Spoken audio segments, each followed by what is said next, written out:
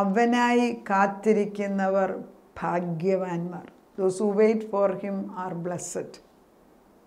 യെശയ്യാ 30:18 വാക്യമാണ് ഞാൻ എടുക്കുന്നത്. ദൈവത്തിൻ്റെ പരിശുദ്ധാത്മാവ് അനേക കുടുംബങ്ങളിൽ കള്ളു കുടിച്ച് ഡ്രിങ്ക്സിൽ ഡ്രഗ്സിൽ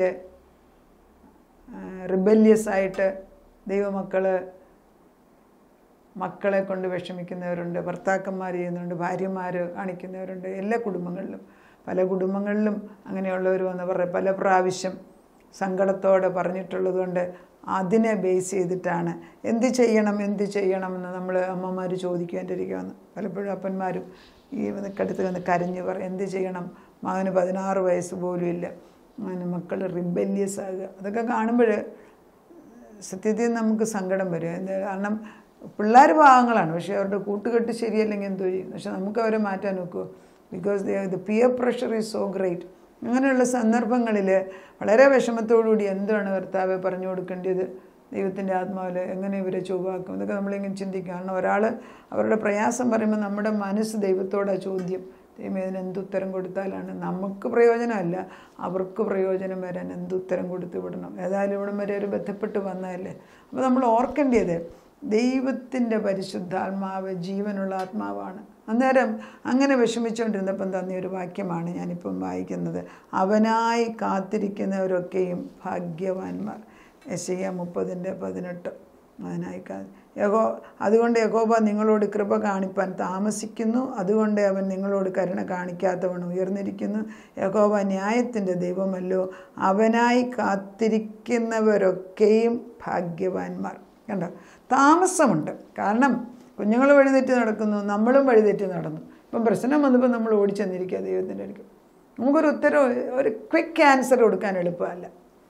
ഞാൻ നോട്ട് ചെയ്യുന്നൊരു സത്യം, ദൈവത്തോട് അടുത്തിരിക്കുന്നവർക്കും ഭാരമുണ്ട്, ഇച്ചിരി ദൂരെ നിൽക്കുന്നവർക്കും എല്ലാവർക്കും ഭാരമുണ്ട് അതിൻ്റെ. പക്ഷെ ഒന്ന് ഞാൻ നോട്ട് ചെയ്യും, അവർ നമ്മുടെ അടുക്കലേക്ക് വന്ന് പ്രാർത്ഥിക്കുമ്പോൾ if the person is very close to God, ദൈവത്തോട് ഒത്തിരി അടുത്തിരിക്കുന്നതാണ്, നമ്മൾ പറയുന്ന വചനം കൊണ്ട് അവരെ ആശ്വാസം പ്രാപിച്ചു പോകുന്നത് ഞാൻ കാണാം. എന്നാൽ ദൈവത്തോട് അകന്നിരിക്കുന്നവർ വരും, കാരണം അവർക്ക് നിവൃത്തിയില്ല. അവരോട് പറയുമ്പോൾ നമ്മൾ പറയുന്നെങ്കിലും നമുക്ക് ദൈവം ഉത്തരം തരും. നമ്മൾ പറയുന്നില്ല, അവർക്കത് ഉൾക്കൊള്ളാൻ ഒക്കുന്നില്ല. കാരണം they have no clue who this God is. ഈ ദൈവം ആരേ എന്നറിയാത്തതിനാൽ നമ്മൾ ദൈവത്തിൽ നിന്ന് കേൾക്കുന്നത് പറഞ്ഞാൽ പോലും അവർക്ക് ആശ്വാസം കിട്ടുന്നില്ല. അങ്ങനെ വളരെ വേദനിച്ചുകൊണ്ടിരിക്കുമ്പം കിട്ടിയ ഭാഗമാണ് ഈ ലാസ്റ്റ് ഭാഗം. കർത്താവിന് താമസത്തിൻ്റെ കാരണം എനിക്കല്ല, നിങ്ങളുടെ കുഴപ്പമാണ്, നിങ്ങളോട് കൃപ കാണിക്കാത്തത്. കർത്താവ് പറയുന്നുണ്ട്, വിശ്രമിക്കുന്നതിലും ആശ്രയിക്കുന്നതിലും നിങ്ങളുടെ ബലം. എന്നാലും നമ്മൾ വിശ്രമിക്കുക ആശ്രയിക്കുക എന്ന് പറഞ്ഞതിൻ്റെ അർത്ഥം എന്തുവാ? ഒരാൾ വിശ്രമിക്കുക അല്ലെങ്കിൽ ആശ്രയിക്കുക. നമ്മളൊരു ഡോക്ടറിൻ്റെ അപ്പോയിൻമെൻറ്റ് വാങ്ങിക്കും. അപ്പോയിൻമെൻറ്റ് അവിടെ ചെന്ന് കഴിയുമ്പോഴത്തേക്ക് 30 പേര് വെയിറ്റിംഗ് ലിസ്റ്റല്ലേ, 50 പേര് വെയിറ്റിംഗ് ലിസ്റ്റിലുണ്ട്. നമുക്കൊരു സ്ലിപ്പ് അവർ തരും, നമ്പർ ഇട്ട്. നമ്മൾ അന്നേരം അതും പിടിച്ചുകൊണ്ട് ഇങ്ങനെ നോക്കിയിരിക്കും. അന്നേരം നമുക്കൊരു ബഹളവും ഇല്ല, കാരണം ഒന്ന് കഴിയുമ്പോൾ ഒന്നും വരുന്നുണ്ട്. അന്നേരം നമുക്ക് വിശ്രമിക്കാനറിയാം, നമുക്ക് ആശ്രയിക്കാനാണ്. പക്ഷേ യേശു ക്രിസ്തു പറയുന്നത്, നീ എൻ്റെ അരികെ വരുമ്പോൾ ഞാൻ നിനക്കൊരു സ്ലിപ്പ് തന്നിട്ടുണ്ട്, നിൻ്റെ കാര്യം എൻ്റെ കയ്യിലായി, പരിഗണിച്ച് തുടങ്ങി. പക്ഷെ ഉടനെ റിപ്ലൈ കിട്ടാത്തതിൻ്റെ റീസൺ, നീ നിൻ്റെ ഹുങ്കിൽ അവനവൻ്റെ ആശ്രയത്തിൽ അവനവൻ്റെ ബലത്തിൽ ആശ്രയിക്കുന്നിടത്തോളം കാലം ഞാൻ പറയുന്നത് മനസ്സിലാകുന്നില്ല. അതിന് ഞാനാണോ ഉത്തരവാദി? കറക്റ്റല്ലേ? വായിച്ചു തരാം, ഞാൻ വാക്യഭാഗം വായിച്ചു. എന്താ യെശയ്യാ 30 ഇങ്ങനെ എഴുതിയിരിക്കുന്നത്, വിശ്രമിക്കുന്നതിലും ആശ്രയിക്കുന്നതിലും നമ്മുടെ ബലം, എങ്കിലും നിങ്ങൾക്ക് മനസ്സാകാതെ അല്ല, ഞങ്ങൾ കുതിരപ്പുറത്ത് കയറി ഓടിപ്പോകുമെന്ന് നിങ്ങൾ പറഞ്ഞു, അതുകൊണ്ട് നിങ്ങൾ ഓടിപ്പോകേണ്ടി വരും. എന്താണ്? യേശുവിൻ്റെ അടുക്ക വന്നു വെച്ച് നമ്മൾ ഉത്തരം കിട്ടുന്നതിന് ഞാനിപ്പം കുതിരപ്പുറത്ത് കയറി കാണിക്കുന്നു. ഇപ്പം അച്ഛനും അങ്ങനെ പറയുന്നു. അപ്പം ദൈവം ഉത്തരം തരാഞ്ഞിട്ടല്ല, നമ്മുടെ മക്കളെ കള്ളുകുടിച്ച് നടക്കുന്നതിന് ദൈവം ഉത്തരം തരാഞ്ഞിട്ടല്ല, താമസമെടുക്കും. സ്വഭാവത്തിന് മാറ്റം വരാൻ കുറച്ച് സമയമെടുക്കും. അപ്പോൾ നമ്മളോട് ചോദ്യം, ഇപ്പം ഞാൻ എപ്പോഴും പ്രശ്നം ഏറ്റെടുക്കുമ്പോൾ ഞാൻ പറയും, നമ്മൾ വചനം എടുക്കുമ്പോൾ നമ്മുടെ പ്രേ ഗ്രൂപ്പിനകത്ത് നമ്മൾ പറയും, പ്രശ്നം മക്കൾക്കാണോ അതോ പ്രശ്നം നമുക്കാണോ? ഞാനെപ്പോഴും പറയും, എനിക്ക് തന്നെയാണ് പ്രശ്നം, നിങ്ങൾക്ക് തന്നെയാണ് പ്രശ്നം, മക്കൾക്കല്ല. നമ്മളിലുള്ള അന്തരാത്മാവിൻ്റെ ജീവശക്തി എത്രയുണ്ടോ അത്രമാത്രമേ നമുക്ക് ശക്തമായിട്ടും സ്നേഹമായിട്ടും പ്രവർത്തിക്കാൻ. നമ്മളിൽ ശക്തിയില്ലെങ്കിൽ നമ്മൾ ഈ ഇല വാടിക്കിടക്കുന്നത് പോലെ, കരിഞ്ഞ ഇല പോലെ നമ്മൾ ജീവിച്ചാൽ നമ്മളെ കണ്ട് മക്കൾ ആരെങ്കിലും യേശുവിൽ വരുമോ? ഇല്ല. It's A self analysing thing ആണ്. അപ്പം ഭാരം പറയാൻ വരുന്നവരോട് ഞാൻ ചോദിക്കും, നിങ്ങൾ തന്നെ. കഴിഞ്ഞ ദിവസം ഒരാൾ വന്നപ്പോഴും ഞാൻ പറഞ്ഞു, ശരി നിങ്ങളുടെ മക്കൾ ബലഹീനത, നിങ്ങൾക്കുണ്ടോ ഈ ബലഹീനത? അപ്പോൾ അദ്ദേഹം ആദ്യം പറഞ്ഞില്ല എന്ന് പറഞ്ഞു. പക്ഷെ അദ്ദേഹത്തിൻ്റെ ഭാര്യ പറഞ്ഞു ഉണ്ടെന്ന് പറഞ്ഞു. കള്ളു കുടിക്കുന്ന സ്വഭാവം, കള്ളു കുടിക്കുന്നതൊന്നും ഇപ്പോൾ ഒരു ഷെയിമായിട്ട് ആരും കാണുന്ന പോലും ഇല്ല. അപ്പോൾ അദ്ദേഹം എന്നോട് ആദ്യം പറഞ്ഞില്ല എന്ന് വെച്ചു, ഭാര്യ പറഞ്ഞു ഉണ്ടെന്ന് പറഞ്ഞു. ഉണ്ടെന്നുള്ള പുള്ളി സമ്മതിക്കുകയും ചെയ്തു. അപ്പം ജീവിതത്തിൽ മക്കൾക്ക് വരുന്ന പ്രശ്നത്തിൻ്റെ ഒരു ചോദ്യചിഹ്നം നമ്മുടെ മേലോട്ടാണ് എങ്കിൽ കർത്താവ് പറയണം, നീ എന്നെ കാത്തിരിക്കുക, എന്നെ കാത്തിരിക്കുക. അതുകൊണ്ടാണ് അത് അവസാനം പറയുന്നത്, യഹോവ ന്യായത്തിൻ്റെ ദൈവമല്ലോ, അവനായി കാത്തിരിക്കുന്നവരൊക്കെയും ഭാഗ്യവാന്മാർ. ഈ യെശയ്യാവിൻ്റെ 30:15 തൊട്ട് 26 വരെയുള്ള വാക്യങ്ങൾ നമ്മൾ വായിച്ചു നോക്കണം. ദൈവത്തിൻ്റെ പരിശുദ്ധാത്മ വളരെ, നിങ്ങൾ കർത്താവ് എത്രയോ സ്നേഹമായിട്ട് പറഞ്ഞു, നിങ്ങളുടെ നിലവിളിയുടെ ശബ്ദത്തിൽ അവന് നിശ്ചയമായിട്ടും കരുണ തോന്നും, അത് കേൾക്കുമ്പോൾ തന്നെ അവൻ ഉത്തരം തരും. കർത്താവ് നിങ്ങൾക്ക് കഷ്ടത്തിൻ്റെ അപ്പവും ഞെരുക്കത്തിൻ്റെ വെള്ളവും മാത്രം തന്നാലും നിൻ്റെ ഉപദേഷ്ടാവ് മറിഞ്ഞിരിക്കുകയില്ല. നിൻ്റെ കണ്ണ് നിൻ്റെ ഉപദേഷ്ടാവിനെ കണ്ടുവരിക്കും. നിങ്ങൾ വലതോട്ടോ ഇടതോട്ടോ തിരിയുമ്പോൾ വഴി ഇതാകുന്നു, ഇതിൽ നടന്നുകൊള്ളു എന്നൊരു വാക്ക് പിറകിൽ നിന്ന് കേൾക്കും. കഷ്ടത്തിൻ്റെ അപ്പവും ദുഃഖത്തിൻ്റെ വെള്ളവും തന്നാലും, ഞെരുക്കത്തിൻ്റെ വെള്ളം തന്നാലും നീ ഭയപ്പെടേണ്ട, ഞാൻ ഉപദേശകനായിട്ട് നിൻ്റെ കൂടെയുണ്ട്. നിൻ്റെ പുറകിൽ നിന്ന് ഞാൻ നിനക്ക് വചനം പറഞ്ഞു തരും, നിന്നെ ഉപദേശിച്ച് നോക്കേണ്ടുന്ന വഴിയിൽ ഞാൻ നടത്തുമെന്ന് നമുക്ക് ആദ്യ ബോധമുണ്ടോ? നമുക്കുണ്ടോ? അനലൈസ് ചെയ്യും, നമുക്ക് മാറ്റമുണ്ടോ? കർത്താവേ അതാണ് കർത്താവ്, ഉറച്ച പാറയിൽ ഞാൻ വിശ്വസിക്കുന്നുണ്ട്, ക്രിസ്തുവാകുന്ന പാറയ്ക്കകത്ത് ഞാൻ ഒളിച്ചിരിക്കുകയാണ്. അവിടെയാണ് കർത്താവ് വിശ്രമിക്കുക. അതാണ് കർത്താവ് പറയുന്നത്, വിശ്രമിക്കുന്നതിലും ആശ്രയിക്കുന്നതിലും. ആശ്രയം എന്നിൽ, ആശ്രയം യേശുവിൽ ഉള്ളതിനാൽ ആശ്രയം യേശുവിലായിരിക്കണം. നസ്രയനായ യേശുവിൻ്റെ അധികാരമുള്ള വചനമാണ് എടുക്കുന്നതെന്ന് പറയാനുള്ളത്. ഇപ്പം നമുക്കിപ്പോൾ നമുക്ക് പ്രൈം മിനിസ്റ്റർ ഒരു ലെറ്റർ എഴുതി തന്നു, നമ്മൾ അതുകൊണ്ട് എത്ര പേരെ കൊണ്ട് കാണിച്ചു കൊടുക്കും, എനിക്ക് ഒരുപായിട്ടുള്ള. നമ്മൾ പണ്ട് പിതാക്കന്മാർ, എൻ്റെ വല്യപ്പച്ചനൊക്കെ പള്ളിയിലെ വലിയ ട്രസ്റ്റിയായിരുന്നു. എൻ്റെ വീട്ടിൽ എൻ്റെ ഓർമ്മയായ കാലമെല്ലാം അവിടെ അത് ഭിത്തിയിലുണ്ടായിരുന്നു, പള്ളിയിലെ ട്രസ്റ്റിയായിരുന്നു, എന്നേക്കുള്ള ട്രസ്റ്റിയായിരുന്നു. അതൊക്കെ നമ്മൾ എത്ര ഗമിയായിട്ട് പറഞ്ഞു നടക്കുന്നുണ്ട്. യേശുവിനെ കുറിച്ച് എന്ത് പറയും നമ്മൾ?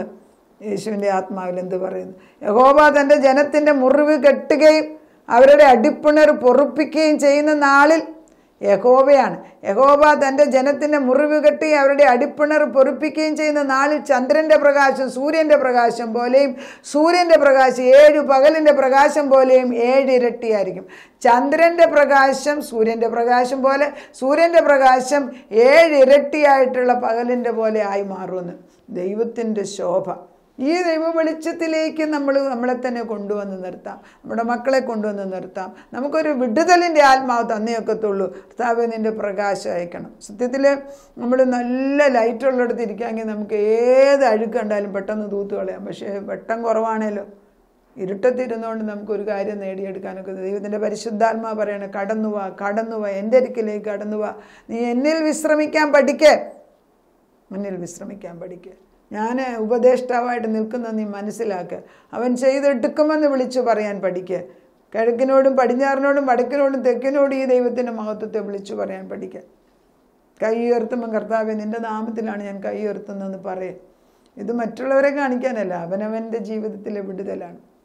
ക്രിസ്തു എപ്പോഴും യേശു ക്രിസ്തുവിനെടുക്കുക നമ്മൾ പ്രാർത്ഥിക്കാൻ ചെല്ലും, എല്ലാവരുടെയും പ്രയാസമൊക്കെ കൊണ്ട്. പലപ്പോഴും ഞാൻ നോട്ട് നമ്മളെ തന്നെ മാറ്റുകയാണ്. ഇതുകൊണ്ടാണ് ഇരുവാഴ്ത്തലയുള്ള വാളെന്ന് പറയുന്നത്. അപ്പുറത്തും ഇപ്പുറത്തും ഇത് കൊള്ളും, അവിടെയും ചെന്ന് പ്രവർത്തിക്കും. പക്ഷേ most of the time it hurts, it is chiselling us. നമ്മളെ ശുദ്ധീകരിച്ചുകൊണ്ടിരിക്കുക. ആ ദൈവം നമ്മുടെ കൂടെ ഉണ്ട്. നമുക്ക് പ്രാർത്ഥിക്കാം. നാഥാ, നിൻ്റെ മുമ്പിലേക്ക് ഞങ്ങൾ കടന്നു വരികയാണ്. ആശ്രയിക്കുന്നതിലും വിശ്രമിക്കുന്നതിലുമാണ് നമ്മുടെ ബലം. വിശ്രമിക്കാനും ആശ്രയിക്കുന്നതിനും മതിയായവന്. കർത്താവേ, നമ്മൾ കാണുന്ന ദൈവം ഉറപ്പുള്ള ദൈവമാണെന്നും പാറയാവുന്ന ക്രിസ്തുവിൽ തന്നെയാണ് ഉറച്ചു നിൽക്കുന്നതെന്നും കർത്താവേ, ഞങ്ങൾക്ക് സമാധാനം നിന്നിലുണ്ട് എന്നും കർത്താവേ ഞങ്ങൾ നിന്നിൽ വിശ്വസിച്ചുകൊണ്ട് ഏറ്റുപറയുകയാണ്. ജീവനുള്ള ദൈവം പറയുന്നു, ഞങ്ങൾ നിന്നിൽ ആശ്രയിച്ച് കഴിഞ്ഞാൽ യഹോവ തൻ്റെ ജനത്തിൻ്റെ മുറിവ് കെട്ടും അവരുടെ അടിപ്പിണർ പൊറുപ്പിക്കുകയും ചെയ്യുന്ന നാളിൽ ചന്ദ്രൻ്റെ പ്രകാശം സൂര്യൻ്റെ പ്രകാശം പോലെയും സൂര്യൻ്റെ പ്രകാശം 7 പകലിൻ്റെ പ്രകാശം പോലെ 7 ഇരട്ടിയായി മാറുമെന്ന് അപ്പച്ചൻ പറഞ്ഞു കഴിഞ്ഞിരിക്കുന്നു. പിന്നെ ഞങ്ങളെന്തിനാ ഭയപ്പെടുന്ന കർത്താവ്?